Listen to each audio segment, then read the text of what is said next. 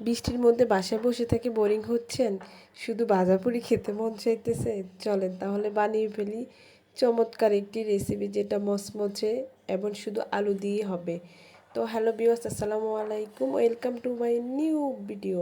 তো এটা শুধু আলুটাকে সিদ্ধ করে ম্যাশ করে নিছি, আর এখানে হলুদ গুঁড়ো আর লবণ আর আটা আর দিয়ে দিচ্ছি এখানে আমি নুডলসের মশলা, যেহেতু আমার কাছে চাট মশলাটা ছিল না, চাইলে আপনারা চাট মশলাটা ইউজ করতে পারেন।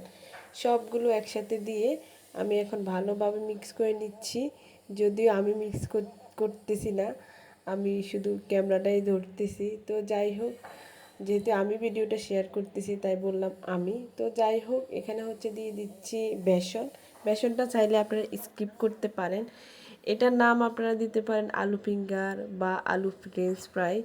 তো ইউটিউব দেখে এই রেসিপিটা আমরা করতে গেছিলাম, যদিও মানে আমরা চাইছিলাম হাত দিয়ে করব, ওনারা হচ্ছে ছুরি দিয়ে স্টাইলিং করে করছে, আমরাও চাইতেছিলাম যে এভাবেই করি।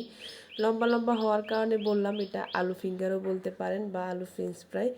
তো যাই হোক, এগুলাকে ভালোভাবে কেটে নিছি লম্বা লম্বা করে। তো এখন দুইটা উঠানোর পর দেখতেছি আর উঠতেছে না।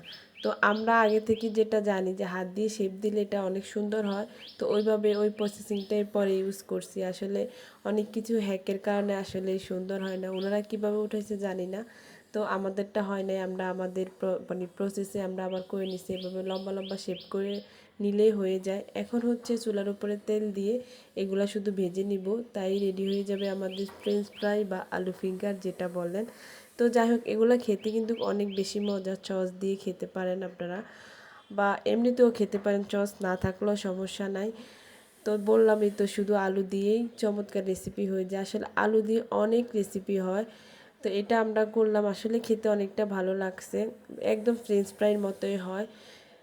তো যাই হোক, এখন হচ্ছে আমাদের ভেজে নেওয়ার পালা। এটাকে ভালোভাবে ভাজতে হবে, যদি আগুনটা একটু কমিয়ে দিতে হবে, লো আছে ভাজতে হবে, না হলে পুড়ে যেতে পারে।